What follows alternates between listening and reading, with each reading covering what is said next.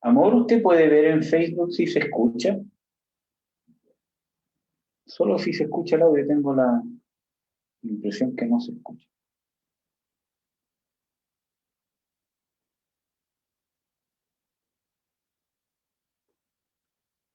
O que se escucha muy bajo. ¿Sí? Ah, ya, genial. Súper. Súper cachimbo. Ya.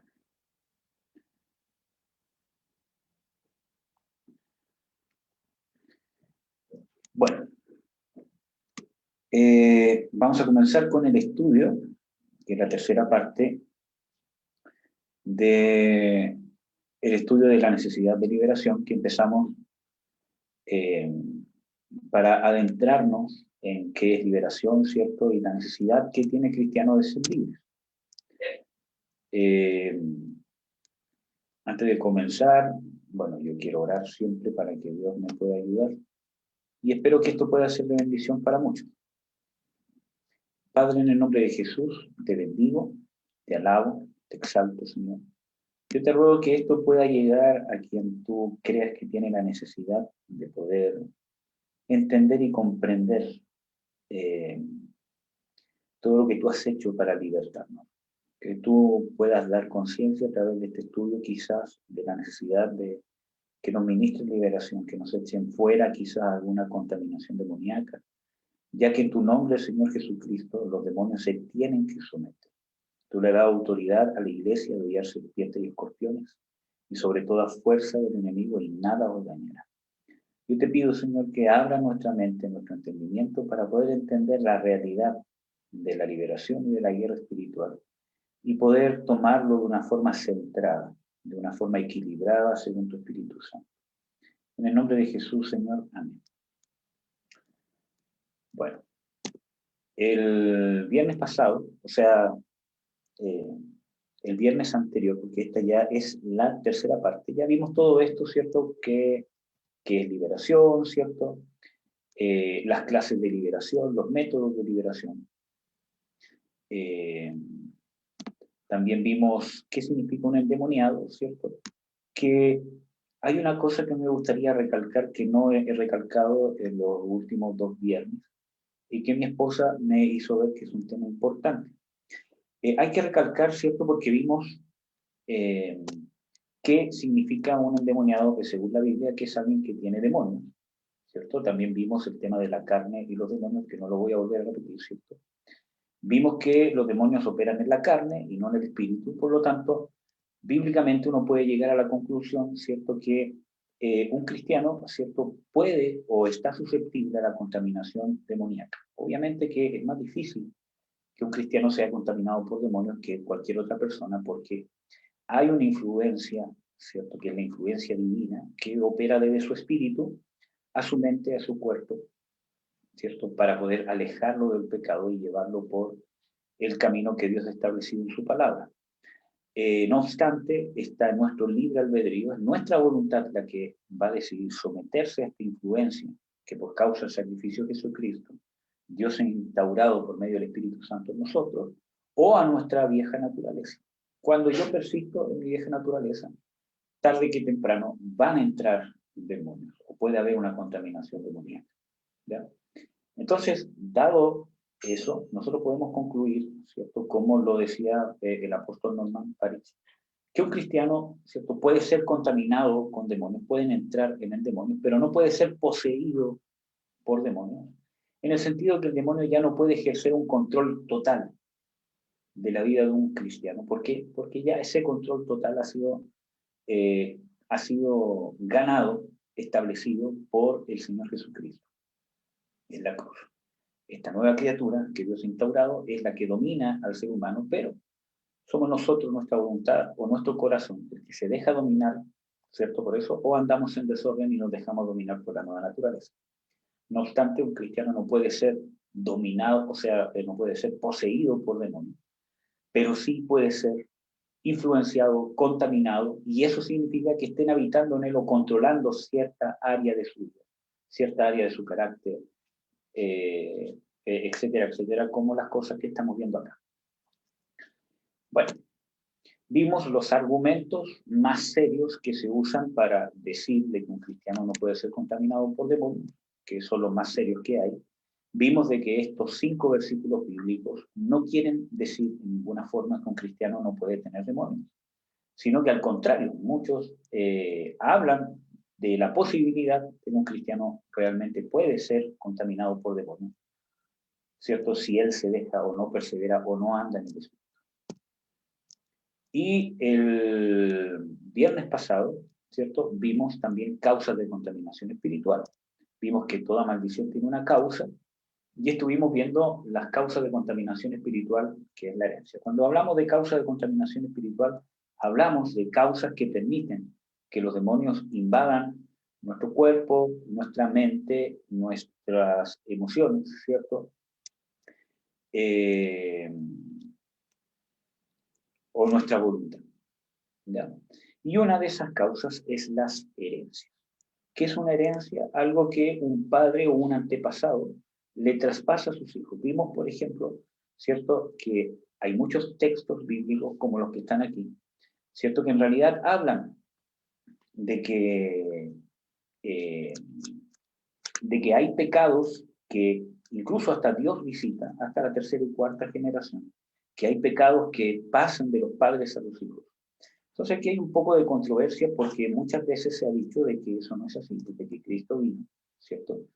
Ya no hay pecados porque incluso hay algunos versículos bíblicos en el Antiguo Testamento incluso que dicen de que ya no se dirá más, ¿cierto? Que los hijos van a llevar la ventera y fueron los padres los que comieron las uvas agrias. Eso significa, ¿cierto?, que los padres pecaron y los hijos llevan las consecuencias.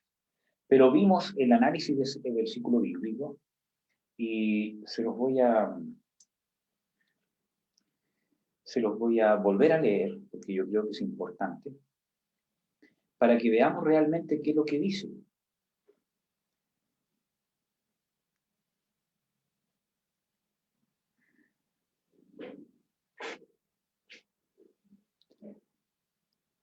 Se lo voy a buscar aquí. Aquí está. Tenemos aquí 2 versículos bíblicos, Jeremías 31, 29, que yo quiero hacer hincapié en esto porque es importante entender de que hay contaminación, hay herencia y hay maldiciones que los padres traspasan a los hijos. Y cuando hablamos en la Biblia de padres, no necesariamente estamos hablando del progenitor o de la progenitora, sino que estamos hablando de los padres como genealogía. Acuérdense que, por ejemplo, ¿cierto?, cuando se habla del Señor Jesucristo, dice de que él era hijo de David. Y cuando habla de hijo de David, su padre directo no era David, ¿ya?, aunque todos saben de que su padre es Dios, ¿cierto? Pero desde el punto de vista humano, ¿cierto?, él venía de la genealogía de David, no tan solamente por José, sino también por María, ¿cierto? Pero eso no significaba que David haya sido su progenitor, sino que él venía de su descendencia, de su herencia, por lo tanto era hijo de David. Y en la Biblia Jesús es llamado hijo de David, Señor, hijo de David, ten misericordia de mí. Entonces vemos de que, aunque era llamado hijo, no necesariamente es porque al o del que se le está llamando hijo es el progenitor. Y así vemos ejemplos bíblicos, por ejemplo, en Nehemías 14, 23, que está en la diapo, que dice, vuestros hijos llevarán vuestras fornicaciones. No necesariamente está hablando del hijo directo, aunque en parte sí, pero también está hablando de una herencia. ¿Por qué? Porque cuando nosotros pecamos, especialmente el hombre, cuando nosotros pecamos, hacemos que nuestra genética, que nuestros hijos, nuestro ADN, que es el que se va a convertir en nuestros hijos, ya sea un X o un Y, que está dentro de nosotros, ¿cierto? Yo hago que toda esa genealogía mía peque conmigo. Y yo la hago pecar. Y el pecado es injusto, hermano, y altamente contaminante. Pero Dios no es injusto, sino que nos ha redimido por causa de la justicia de Jesucristo, ¿ya? Entonces, Una de las pruebas también, ¿cierto?, bíblicas que hay, es, por ejemplo, en el Nuevo Testamento, cuando Pablo dice que Adán pecó y por ende todos pecaron. Y es más, por un pecado, por una transgresión o por una rebelión, entró la muerte a todos los hombres. O sea, pecó Adán y la consecuencia fue a todos los hombres. Pero como es injusto, es que así es el pecado, hermano. Es altamente contaminante. Y no va a pedir permiso, es que pecó el papá, pero no el hijo, ya, así que al hijo no lo contaminó. No, contaminó su simiente, contaminó su genética. Y acuérdense que el resultado de la rebelión o de la ausencia de Dios en el ser humano, o el resultado del pecado, ¿cierto?, en el ser humano, es o fue la vieja naturaleza. ¿Ya? Bueno, entonces vamos a leer el versículo bíblico que les había dicho que íbamos a ver. Jeremías 31:29. Dice, en aquellos días no dirán más, los padres comieron las uvas a grases y los dientes de los hijos tienen la dentera. Pero si nosotros retrocedemos unos versículos más atrás, vamos a leer el contexto entero. Dice, he aquí vienen días, dice Jehová, está hablando de algo en el futuro. Vienen días, dice Jehová, en que sembraré la casa de Israel y la casa de Judá de simiente de hombre y de simiente de animal. Y será que como tuve cuidado para arrancar y derribar y trastornar y perder y afligir, así tendré cuidado de ellos para edificar y plantar, dice Jehová. En aquellos días no dirán más, los padres comieron las uvas a grases y los dientes de los hijos tienen la dentera, sino que cada cual morirá por su maldad. Los dientes de todo hombre que comiere las uvas a grases tendrá la dentera. Y aquí vienen días, dice Jehová, en los cuales haré nuevo pacto con la casa de Jacob y con la casa de Israel. El nuevo pacto, aunque aquí está hablando directamente de la casa de Israel y la casa de Jacob, pero vamos a ver otro versículo bíblico también. ¿Quién es el nuevo pacto? ¿En quién fueron ratificados todos los pactos para el pueblo judío, para toda la humanidad, el pacto abrahámico? Todos los pactos fueron ratificados y han sido cumplidos y van a terminar de cumplirse en Jesucristo.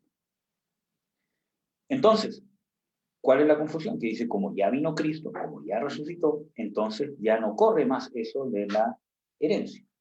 Pero, hermanos, aunque Jesucristo murió por los pecados de todo el mundo, como ciertamente está escrito en la Biblia, hay mucha gente que tiene pecado y que está condenada porque no le han sido perdonados sus pecados, pese a que Dios ya perdonó los pecados de toda la humanidad. ¿Por qué? Porque eso que se hizo espiritual, eso que es una realidad eterna, se tiene que trasladar a la práctica en la vida del creyente. Y así es en todas las promesas de Dios. Todas las promesas de Dios están sobre nosotros, todos los beneficios del reino están sobre nosotros. Pero eso no necesariamente quiere decir de que están practicándose o que están activos en nosotros. Porque hay muchos pasos que yo tengo que dar para que se activen. Y uno de los ejemplos es, por ejemplo, Pablo cuando habla de que el hijo, aunque es heredero de todo, ¿cierto?, no difiere en nada de un esclavo hasta que alcance cierto grado de madurez. Entonces, es heredero, pero no vive como un heredero.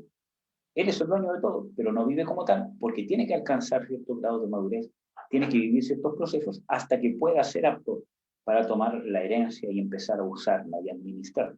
Y eso también es un proceso.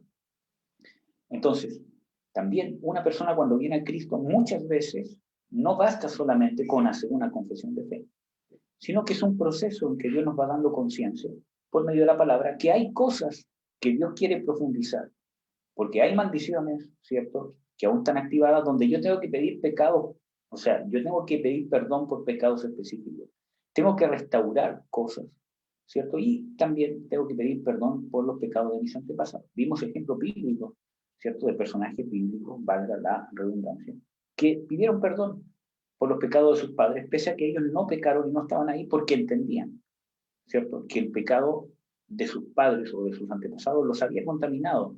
Y literalmente habíamos pecado juntamente con nuestros antepasados. Pecamos. ¿Ya?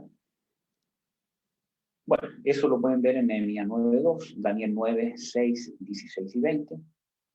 Y el otro versículo que vamos a ver es Ezequiel 18:2.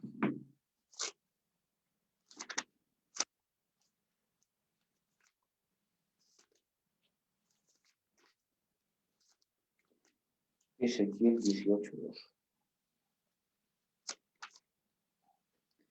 Vamos a leer desde el 1. Fue a mí palabra de Jehová diciendo, ¿qué pensáis vosotros que usáis este refrán sobre la tierra de Israel, diciendo los padres comieron el agraz y los dientes de los hijos tienen la dentera? Vivo yo, dice el Señor Jehová, que nunca más tendréis por qué usar este refrán en Israel. He aquí que todas las almas son mías, como el alma del Padre, así el alma del Hijo es mía. El alma que pecare, esa morirá. Y el hombre que fuere justo e hiciere juicio y justicia, que no comiere sobre los montes, ni alzare sus ojos a los ídolos de la casa de Israel, ni violare a la mujer de su prójimo, ni se llegara a la mujer menstruosa, ni oprimiera a ninguno, etcétera, etcétera. Bueno, ahí da una lista de cosas, ¿cierto? Pero el tema está que dice, vienen días, dice Jehová. Está hablando de un evento futuro. Y en este mismo texto vamos a encontrar cuál es este evento futuro.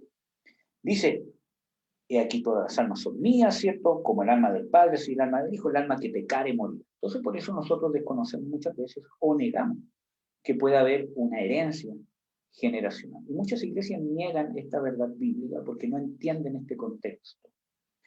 Y la misma Biblia se interpreta a sí misma. Y el hombre que fuere justo e hiciere juicio y justicia, ¿cierto? Ese no morirá, como dice en el versículo 9. En mis ordenanzas caminar y guardar en mis derechos para hacer verdad. Este es justo, este vivirá, dice el Señor Jehová. ¿Cuándo nosotros alcanzamos la justicia? Porque en la Biblia y en el Nuevo Testamento dice que nosotros no alcanzamos la justicia. Pablo es categórico, ¿cierto?, en reiterar que el hombre no alcanza la justicia por las obras de la ley. Y no una vez, sino muchas veces. Además, dice que todos pecaron, todos se hicieron inútiles. Y es más, habla y ratifica de que la justicia es por la fe. ¿Ya? Entonces, ¿cómo vamos a alcanzar esta justicia? Para que el pecado de nuestros padres no nos alcance a nosotros. Sí, no podemos alcanzar esta justicia cumpliendo las obras de la ley. Y esto es por causa de Jesucristo. Entonces, es el sacrificio de Jesucristo aplicando el perdón de Dios sobre nosotros, sobre estos pecados, ¿cierto?, generacionales que nos han alcanzado, ¿cierto?, que nosotros podemos realmente decir de que nosotros hemos sido justificados por la sangre de Jesús y hemos sido declarados justos, y el alma que pecare morirá. Por lo tanto, el pecado de mis padres ya no está sobre mí. Y eso no pasa necesariamente cuando yo confieso y digo, Señor, perdóname por todos mis pecados. Hay algunos pecados, no todos, pero hay algunos pecados que me han alcanzado con maldiciones, que Dios quiere escudriñar, ¿cierto? Y quiere llegar a que yo tenga conciencia para que pueda romper maldiciones específicas, que no basta con una simple confesión en general, sino debo tener conciencia para poder yo cuantificar y apreciar el sacrificio que hizo por mí Jesús. Por eso que es muy peligroso muchas veces hacer algunas oraciones muy generales, porque yo no cuantifico, yo no experimento cuánto le costó a Jesús pagar por ese pecado y la gravedad de ese pecado sobre mi vida. Cuando yo tengo conciencia de que los pecados de mis padres me han alcanzado de tal manera que me han traído maldición, ¿cierto? Y esa maldición está sobre mí, yo puedo recurrir al perdón que ya me ha dado Jesucristo en la cruz y cancelar esa maldición. Muchas otras personas, incluso cristianas, han tergiversado esto y lo usan incluso como una excusa. Ah, es que como mi padre era alcohólico, entonces yo soy alcohólico, es culpa de mi padre. No. Yo peco, ¿cierto? Y yo soy responsable de mi pecado. Obviamente, ¿cierto?, que si hay una tendencia en la familia hacia un pecado en particular, eso va a crear una raíz de iniquidad, una tendencia a cierto pecado, lo cual a mí no me excusa de mi culpabilidad delante de Dios, sino que es un área que yo tengo que trabajar, porque tengo una debilidad heredada. Y en Cristo Jesús todas las cosas viejas pasaron y todas son hechas nuevas. Pero esto no es un hecho mágico y automático. Es un hecho que yo tengo que ir llevando a través de mi crecimiento espiritual, desde la realidad espiritual de lo que ha hecho Jesús, de lo que ciertamente es real, a esta realidad práctica, ¿verdad?, que es la realidad que vivimos todos nosotros. Entonces,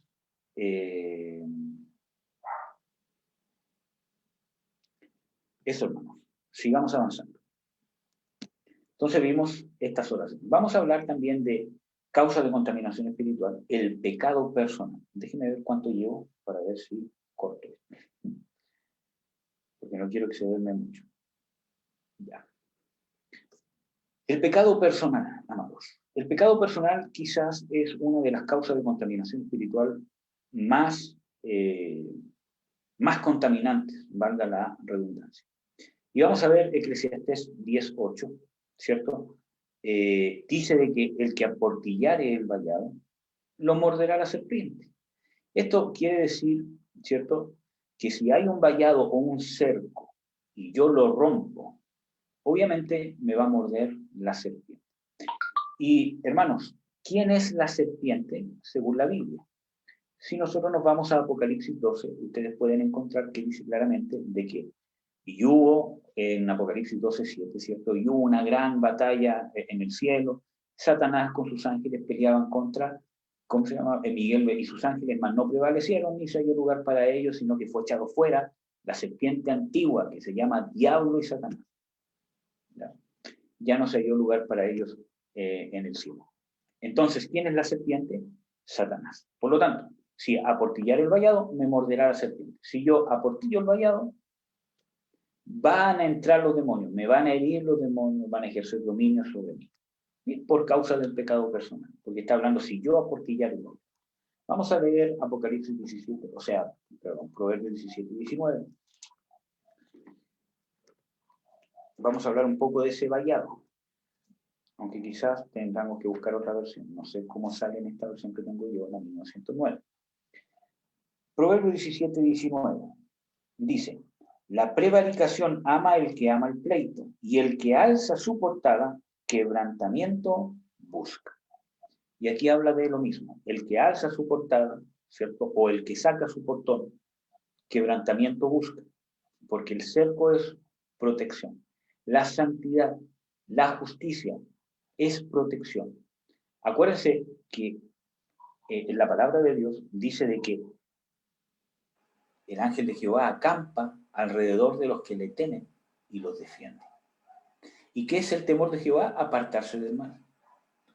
Entonces, eso nos va a traer protección, la santidad, la justicia, el estar a cuentas constantemente con nuestro Dios. Cuando nosotros dejamos el temor de Jehová, que es dejar de aborrecer el mal y amar el mal, ¿cierto? Entonces se va a abrir el vallado y vamos a tener quebrantamiento. Vamos a ver algunos ejemplos de Saúl, por ejemplo.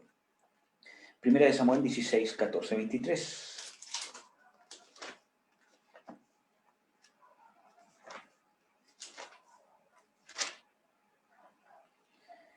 Primera de Samuel 16, 14, 23.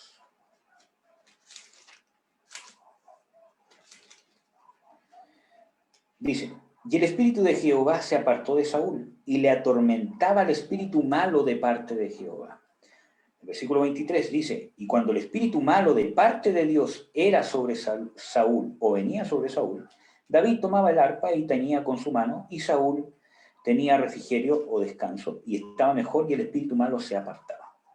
Entonces vemos que aquí Saúl tenía una contaminación demoníaca. Venía un demonio de parte de Dios, ¿cierto? No que Dios tenga algo que ver con el mal, sino que venía por permisión y mandato de Dios, ¿cierto? Sobre Saúl. ¿Cuál era la causa? La rebelión. Y aquí vemos un ejemplo de que el pecado personal, especialmente la rebelión, va a traer contaminación demoníaca. Vamos a ver 1 Samuel 15, versículo 22 al 23. Dice, y Samuel dijo, ¿tiene Jehová tanto contentamiento de los holocaustos y víctimas como el obedecer a las palabras de Jehová? Ciertamente el obedecer es mejor que los sacrificios y el prestar atención que el cebo de los carneros. Porque como pecado de adivinación es la rebelión y como ídolos e idolatría el infringir. Por cuanto tú desechaste la palabra de Jehová, él también te ha desechado para que no seas rey. Entonces, hermanos, vemos claramente, ¿cierto?, que hubo, ¿cierto?, un pecado personal que es la rebelión, y vino una contaminación demoníaca. Un demonio venía a atormentar. Y hermanos, nosotros muchas veces cometemos rebelión. Acuérdense que el pecado de Adán fue la transgresión o la rebelión. que en realidad la palabra correcta, ¿cierto? Para poder, ¿cómo se llama? Para poder, ¿cómo se llama? Traducir, ¿cierto? Transgresión, cuando Pablo habla del pecado, ¿cierto? Es rebelión, la rebelión de Adán. El pecado de Adán no fue un pecado sexual, no fue, fue rebelarse en contra del mandamiento que Dios le había dado. Fue una prohibición que Dios le dio y el hombre se rebeló. Y en el momento que se rebeló, ¿cierto? Su espíritu murió. Y la ausencia de la vida de Dios en su espíritu, ¿cierto? Como consecuencia trajo esta naturaleza pecaminosa. Y el pecado sobre el hombre y obviamente la condenación, porque sin la vida de Dios el hombre no puede vivir eternamente. Bueno, las consecuencias de la rebelión, hermanos. Proverbios 17:11 dice claramente que el rebelde no busca sino su propio mal y mensajero cruel le será enviado. Y esa palabra mensajero viene del hebreo que es un ángel, ¿cierto? Pero dice ángel cruel, pero está hablando de un demonio. Por lo tanto, el rebelde, el que se rebela contra las autoridades de Dios y las autoridades que Dios ha establecido en las diferentes áreas de su vida, va a traer contaminación demoníaca. Si tú eres un rebelde, hermano, y no desistes y no te arrepientes, tarde que temprano puede ser que le abras la puerta a un demonio, ¿cierto? A un mensajero cruel, como dice acá, que te venga a contaminar. En Efesios 2:2 habla de que los rebeldes o que el espíritu o el príncipe de la potestad del aire opera sobre los hijos de desobediencia o sobre los hijos de rebelión. Por lo tanto, vemos de que hay un principado, ¿cierto? Que hay muchos estudiosos de las Escrituras que incluso creen de que ese príncipe de la potestad del aire es el mismo Satanás, que es otro nombre para el diablo. Entonces vemos de que él gobierna sobre los hijos de desobediencia. Amén. Entonces la rebelión trae contaminación demoníaca, hermanos. Bueno, en 2 Timoteo 2:24, si mal no recuerdo, al 26, dice de que el siervo de Dios debe ser manso, ¿cierto? Para poder corregir a los que se apartan, ¿cierto? Para que puedan escapar del lazo del diablo en que están cautivos a voluntad de él. Por lo tanto, la rebelión, la oposición, especialmente en este versículo que está en 2 Timoteo 2:24-26, la rebelión en contra de los verdaderos siervos de Dios, ¿cierto?, trae consecuencias de estar atrapado en el lazo del diablo. Esto no significa que yo no tengo que cuestionar las cosas que me enseñan, porque yo tengo que ver si las cosas que me enseñan están en las Escrituras, ¿cierto? Porque los siervos de Dios o alguien que hable, ¿cierto?, no es alguien que no se puede equivocar. Todos nos podemos equivocar. Pero el tema está cuando yo me rebelo porque en mí hay una raíz de rebelión que no quiero hacer caso y encuentro cualquier excusa o cualquier yaya que tenga, ¿cierto?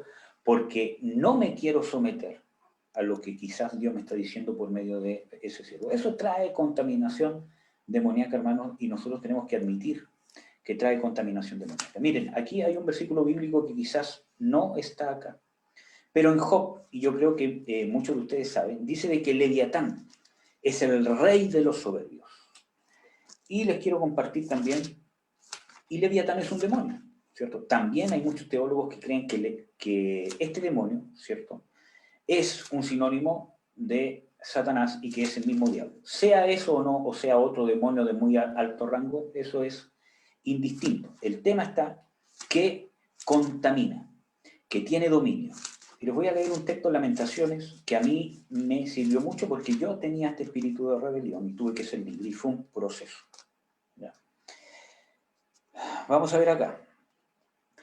Lamentaciones 1:14 dice: el yugo de mis rebeliones está ligado por tu mano. Está hablando de la rebelión y está hablando de un yugo.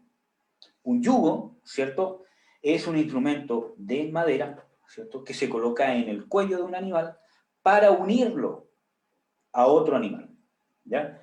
En la Biblia habla de que el yugo como esclavitud se pudrirá por causa de la unción.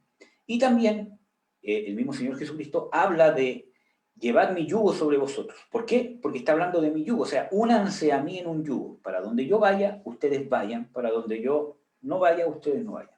¿Ya? Entonces, cuando habla de un yugo, está hablando que me está enyugando a otra persona. Vamos a ver. El yugo de mis rebeliones está ligado por su mano. Ensalzada han subido sobre mi cerviz. Ha hecho caer mis fuerzas. La rebelión hace que el rebelde pierda sus fuerzas. Yo tenía un espíritu de rebelión y tenía un espíritu o un estupor constante. Andaba cansado todo el día, podía dormir 8, 10 horas, 12 horas y podía estar todo el día sin hacer nada y estaba constantemente cansado, constantemente flojo, que no tenía ganas de hacer nada, etcétera, etcétera. Entonces, aparte del espíritu de rebelión, había una flojera, una, ¿cómo podríamos decir? ¿Cuál es la palabra? Una, ¿cómo se llama? Desidia, ¿cierto? Atrás, ¿cierto? Que me hacía ser flojo, hermano. ¿Ya? Entonces, eh, ¿por qué? Porque se ponía sobre mi cerviz. Además, yo sufría constantes dolores aquí en la cerviz. Eso no significa que cualquier persona que tenga un dolor acá es que tiene un demonio. No. Yo siempre doy el, ¿cómo se llama? Ejemplo, ¿cierto? De que, por ejemplo, un dolor en la cabeza, ¿cierto? O puede ser un síntoma de un cáncer. Pero no todas las personas que les duele la cabeza necesariamente tienen cáncer. Puede ser un resfrío, problema de la vista, simplemente cansancio, estrés, aunque el dolor de cabeza puede ser considerado uno de los síntomas del cáncer al cerebro, etcétera, etcétera. ¿Ya? Por lo tanto, yo tenía todos esos síntomas y he, ¿cierto?, tenido que ministrar a mucha gente que tiene este espíritu de rebelión, que en el momento de ministrar se les pone esta parte dura y sienten un dolor tremendo aquí atrás en la cerviz. Porque ahí se aloja el demonio, ¿cierto? Y en algunas oportunidades, ¿cómo se llama? Hemos podido ver de que esta serpiente, ¿cierto? Que es la serpiente de Leviatán, se enrolla en la columna vertebral, ¿cierto? Y espiritualmente, ¿cierto? Muerde la cerviz y desde ahí controla, ¿cierto?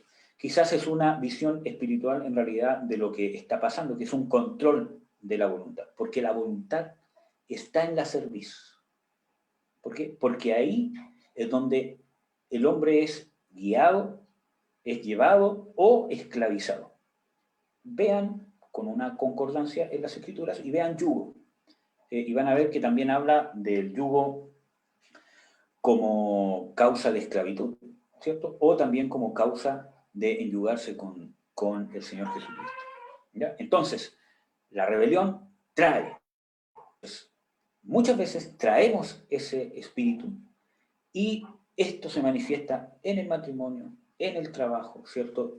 Y las esposas son rebeldes a los esposos son rebeldes a las esposas, o somos rebeldes a las autoridades pastorales, o a los jefes, o no nos gusta que nos digan qué hacer o cómo hacerlo, ¿cierto? Obvio que a nadie le va a gustar que les digan cómo se llama, hacer las cosas, pero cuando hay una contaminación demoníaca, las obras de la carne se exacerban. Porque hay un poder sobrenatural que está alimentando o que está fortaleciendo, ¿cierto? Un apetito carnal. En este caso la rebelión, pero puede ser cualquier otro tipo de apetito carnal cuando hay una contaminación demoníaca. Voy a ver cuánto llevo para no pasar. Ya. Sigamos, para no alargar más esto. Así que, hermano, si tú sientes una rebelión o una aversión hacia cualquier grado de autoridad, profesores, padres, jefes, o quizás a tu esposo o a tu esposa o a los pastores, y sientes que hay algo en ti que no te deja someterte, que no te deja llevarte, o que te lleva constantemente a querer encontrar cosas malas para no sujetarte, o que para ti el tema de la sujeción es algo terrible, ¿cierto? E inconcebible, es porque quizás hay un espíritu de rebelión que está operando en ti. Si es algo que no puedes controlar o que no has podido superar, aunque has querido, es porque probablemente sea un demonio.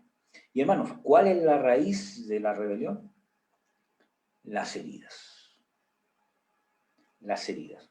En la palabra de Dios, específicamente en Jeremías, les voy a buscar ese versículo bíblico, pero específicamente en Jeremías habla de que Dios dice, y yo sanaré vuestras rebeliones. Y es raro ver de que Dios no dice, yo los libertaré de vuestras rebeliones, sino que dice, yo sanaré vuestras rebeliones. Porque Dios siempre va a la causa, hermanos.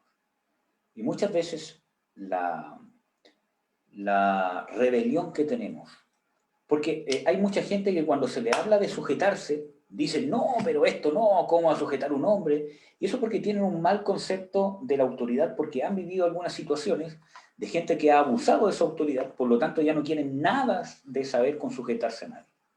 Y de ahí nace el machismo, el feminismo, anarquía y todas las cosas que vemos hoy día, incluso en las iglesias.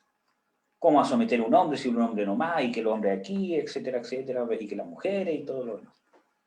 Y es porque hay heridas, ¿cierto?, que nos han llevado a rechazar la sujeción. Y eso nos impide entender qué realmente es la sujeción.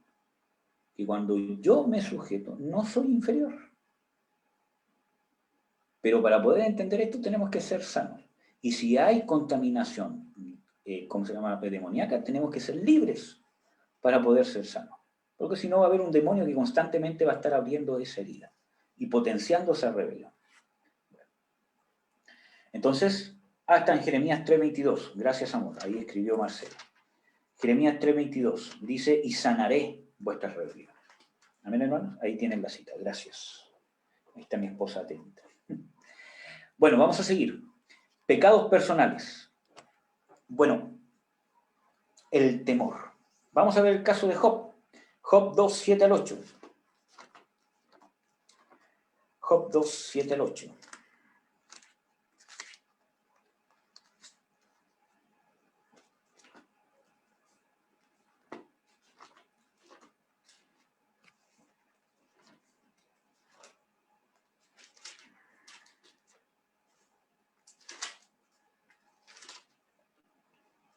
Job 2, 7 al 8 dice, y salió Satanás de delante de Jehová e hirió a Job de una maligna sarna desde la planta de su pie hasta la mollera de su cabeza, y tomaba una teja para rascarse con ella, y estaba sentado en medio de la ceniza.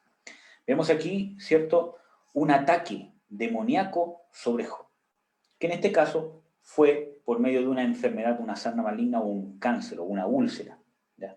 Además de eso, ¿cierto?, también fue sus propiedades, sus riquezas, sus hijos fueron muertos y quitados por el enemigo. ¿Cuál era uno de estos derechos legales? ¿Cierto? El temor. Vamos a ver Job 3:35. Yo creo que he hablado harto de Job. Para los que han escuchado quizás alguna enseñanza saben que yo hablo harto de Job, porque hay harto que uno puede aprender. Job 3:25 dice, porque el temor que me espantaba me ha sobrevenido y me ha acontecido lo que temía. Por lo tanto, aquí vemos una de las raíces. Hay muchos teólogos que dicen de que Job en realidad era perfecto, ¿cierto?, y que nunca pecó, y que no había realmente una causa como un pecado para que le vinieran a él todas las cosas, ¿ya?, sino que después, ¿cierto?, cuando todas estas cosas empezaron a manifestarse en él, ahí sí él pecó. Pero aquí vemos que aquí Job está diciendo algo que él traía del pasado. El temor que me espantaba antes me ha sobrevenido, ¿cierto?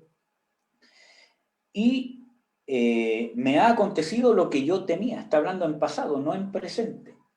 Entonces vemos de que había un cierto temor, y eso también llevó a Job a hacer esos sacrificios que él hacía por sus hijos, porque él lo hacía por el temor de las cosas que pudieran venir por si hubiesen pecado, en vez de corregir a sus hijos. Bueno, pero ese es un tema un poco más profundo. Entonces, el temor. Según Romanos 8:15, ¿cierto? Todo lo que no es, o sea, según Romanos 14:23, todo lo que no es de fe, o sea, a ver, voy a leérselo mejor. Romanos 14.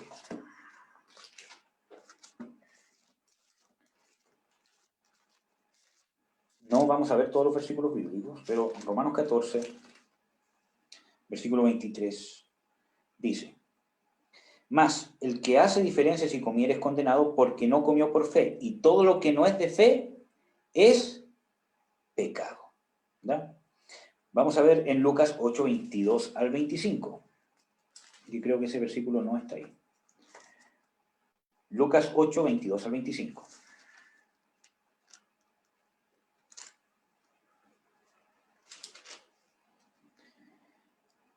Dice, y aconteció un día que él entró en un barco con sus discípulos y les dijo, pasemos a la otra parte del lago, y partieron.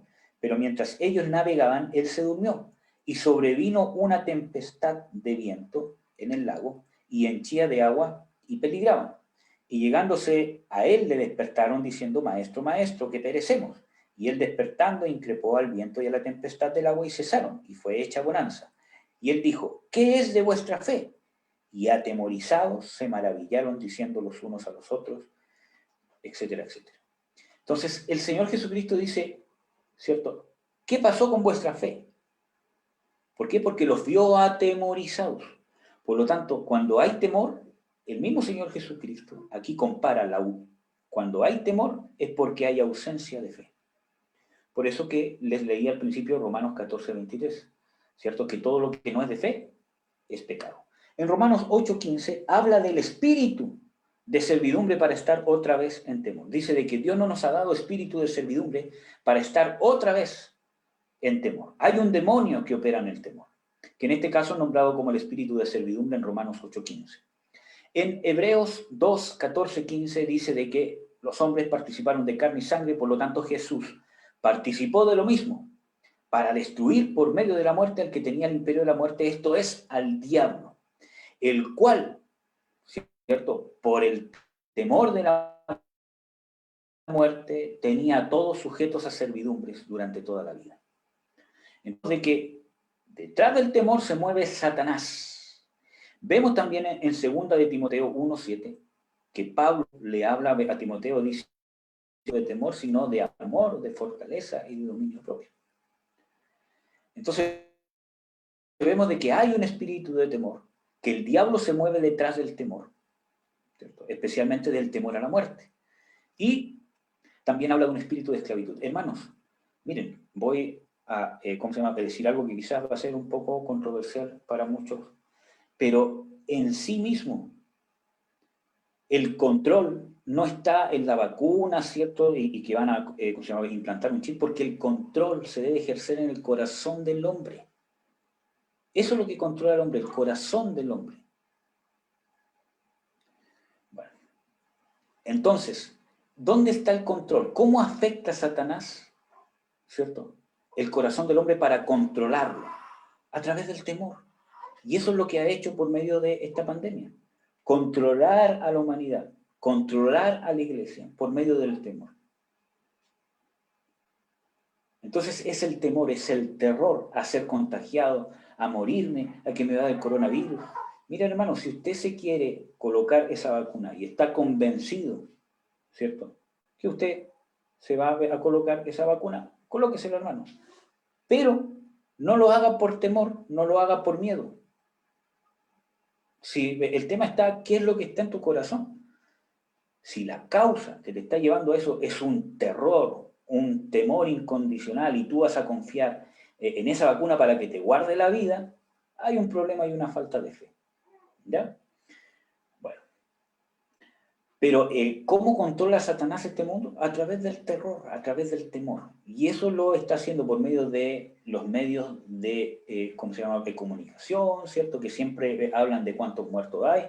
Y es cierto, son muertos que obviamente han muerto quizás por causa de el virus, ¿cierto? Pero, ¿cierto?, hay cosas más terribles que el coronavirus. Entonces, cuando yo repito muchas veces muchas cosas malas, y le empiezo a dar un énfasis mayor, obviamente voy a generar terror, pánico, ¿cierto?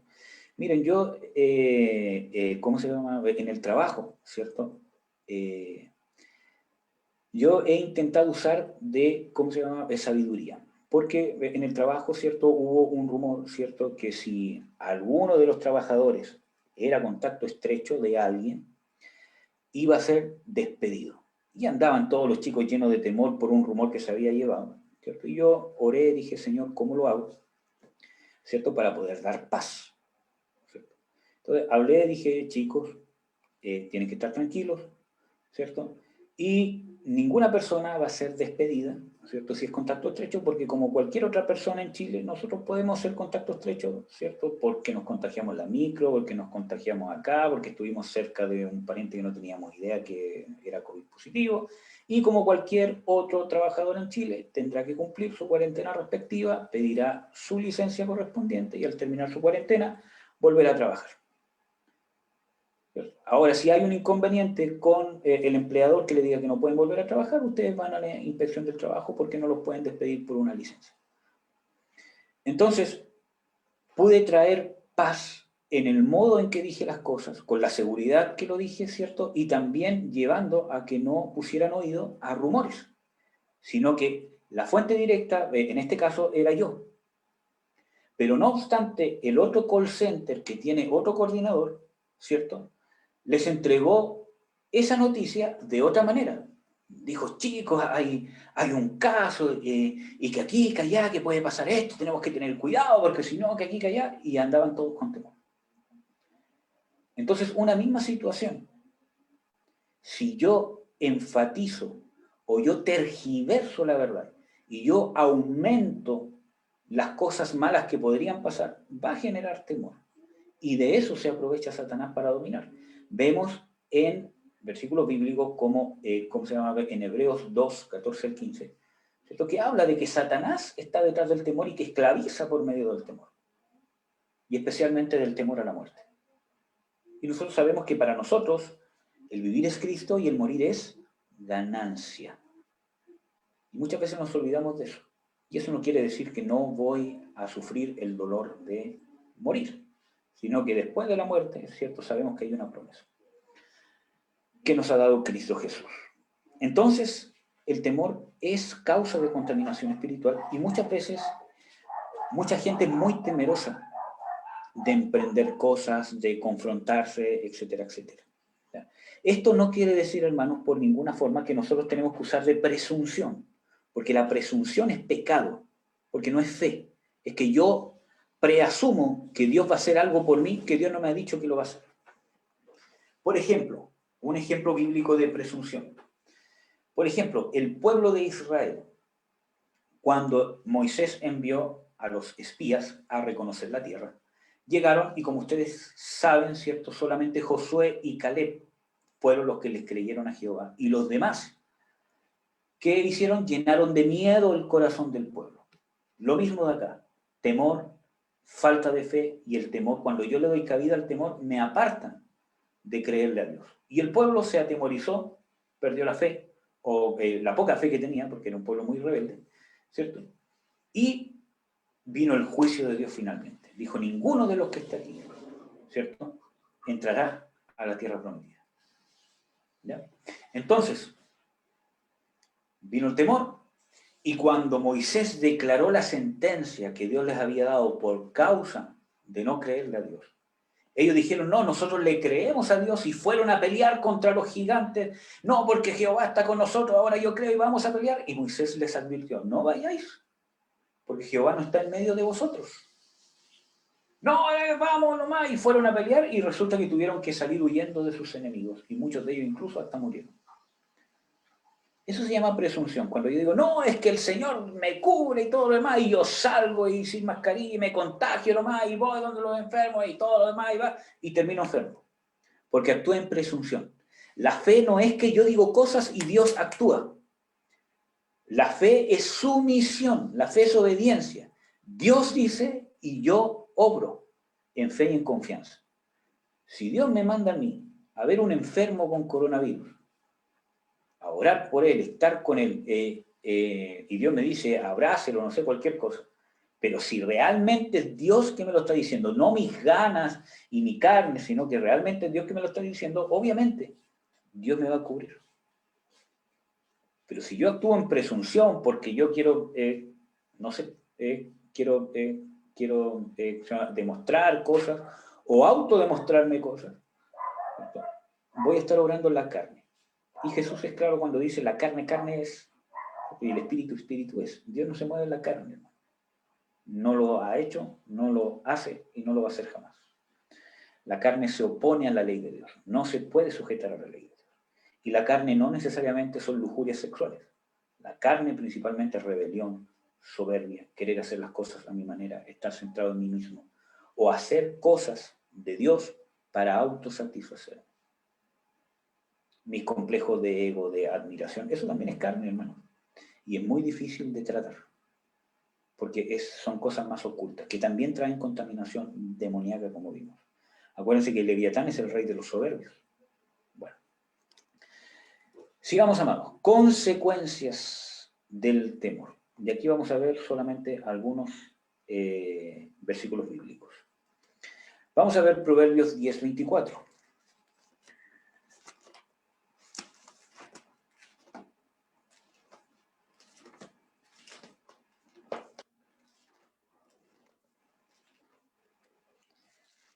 Proverbios 10:24. ¿Cómo dice? Dice, lo que el impío teme, eso le vendrá, mas a los justos les será dado lo que desean. Lo que el impío teme, eso le vendrá. Hermano, yo una vez vimos esto, creo que en este mismo estudio o en este mismo, ¿cómo se llama?, discipulado. Creo que en los primeros estudios estuvimos hablando sobre el temor. Y hermanos, hay un temor que es natural, para que no confundamos las cosas. Hay un temor que es natural, que incluso es llamado un temor preventivo. Voy a dar un ejemplo de esto para que no se malentienda. Por ejemplo, ¿por qué yo, cierto, no dejo caer un martillo en mis dedos? Porque sé que me voy a golpear un dedo, me voy a lastimar y me va a doler. Y ese es un cierto grado de temor natural, de que cuando yo estoy martillando o yo veo que alguien está martillando muy cerca de mí, viene un temor natural a decir, chuta, si yo no me alejo, o no uso un casco, o un guante, o no tomo las medidas correspondientes, voy a herirme. Hay un temor natural, por ejemplo, ¿cómo se llama?, que me dice que si yo me voy por un barrio peligroso, ¿cierto?, innecesariamente, en la noche, ¿cierto?, tengo temor a que me asalten. Y eso no necesariamente es pecado. Cuando pasa a ser algo que va más allá de un cuidado personal, claro que se transforma en pecado. Cuando yo vivo en el temor, cuando yo me hago esclavo del temor, cuando yo empiezo a gobernar mi vida de acuerdo al temor que siento. Pero es natural pensar que si yo me voy por una parte que es peligrosa, veo si está la opción de tomar otro camino, ¿cierto? Y tratar de evitar. Acuérdense que la palabra de Dios dice de que el avisado ve el peligro y se aparta. Entonces es bíblico también. Entonces siempre el Espíritu Santo nos va a llevar a un equilibrio. ¿Ya? Entonces cuando hablamos de temor como pecado es el temor que nos gobierna, el temor que nos esclaviza, el temor que nos hace tomar decisiones sobre nuestra vida que no tiene que ver con esta área. Bueno, sigamos. Vamos a leer un versículo más. Vamos a leer en primera de Juan 4:18, ¿cierto? Habla de que el perfecto amor echa fuera el temor, porque el temor en sí lleva castigo. Acuérdense de que, ¿qué es lo que Dios nos ordena echar fuera? Yo no puedo echar fuera algo inanimado. Ándate de aquí, tele. No, tiene que ser algo que realmente pueda obedecer la orden. Y ahí está hablando quizás de alguna contaminación, ¿cómo se llama?, demoníaca. Pero si no me creen con ese versículo bíblico, volvamos otra vez a 2 Timoteo 1:7, que está hablando, ¿cierto?, de que existe un espíritu de temor. Pablo dice, Dios no nos ha dado espíritu de temor, sino de fortaleza, de dominio propio y de amor. Y si se lo está diciendo a Timoteo que era un siervo de Dios, era porque Timoteo, si él permanecía en el temor, iba a ser susceptible a este espíritu de temor. Por eso que se lo está diciendo a él. ¿Ya?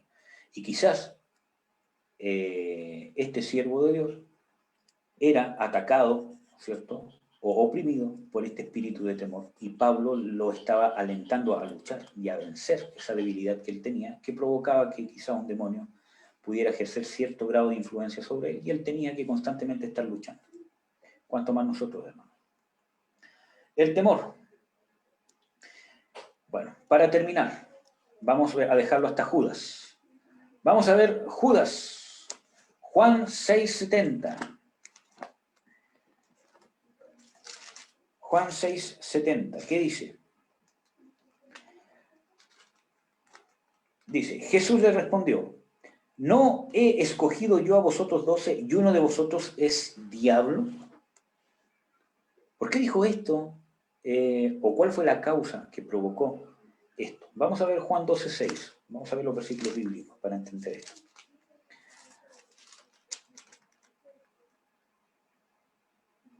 Dice, mas dijo esto, está hablando de Judas, no por el cuidado que él tenía de los pobres, sino porque era ladrón y tenía la bolsa, obviamente donde estaban las ofrendas, ¿cierto? Y traía o sustraía lo que se echaba en la bolsa. Esa era la causa, su pecado personal, de haber estado con Jesús, que predicaba el evangelio del reino del arrepentimiento y no querer arrepentirse nunca, enseñándole Jesús que el robo era pecado, ¿cierto?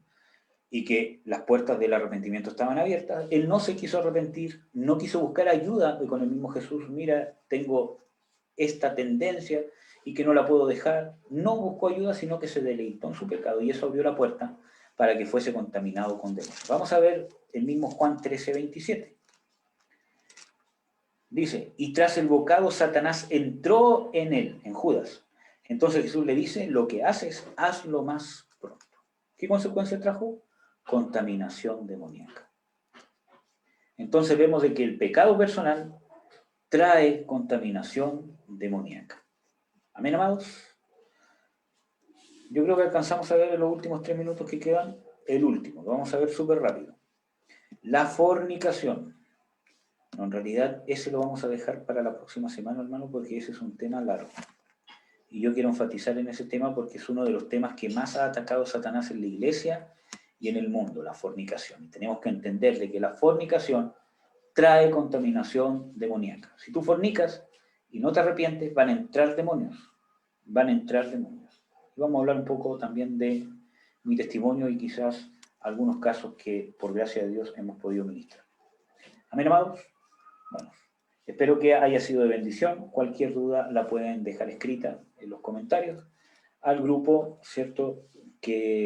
Al grupo de WhatsApp de el estudio de Formando Discípulos. Cualquier duda la pueden dejar en WhatsApp y con gusto las vamos a ir respondiendo. Amén, amados y amadas. Espero que esto sea de bendición. Vamos a orar. Padre, en el nombre de Jesús te bendigo, te exalto. Tú eres nuestro Señor, nuestro Dios. Yo te ruego que nos des conciencia de pecado, justicia y juicio.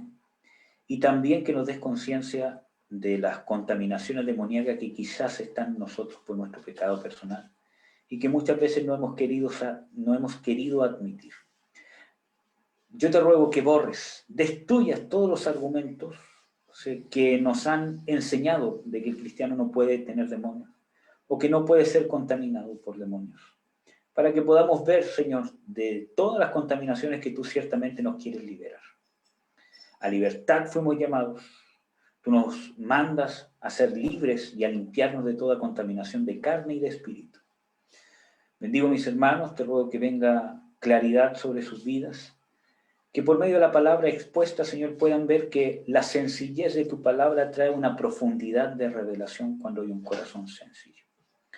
Que no necesita multitud de estudios teológicos ni de capacidad intelectual, sino que en la sencillez de corazón se manifiesta la sencillez de la palabra de Dios y a la vez su profundidad. Bendigo a mis hermanos, ato toda maldición demoníaca que esté impidiendo que podamos tener la revelación y el rema de Dios en nuestras vidas. En el nombre de Jesús. Amén. Amén, amados. Un abrazo, un saludo a todos los que se han conectado, ¿cierto? Que Dios los bendiga mucho.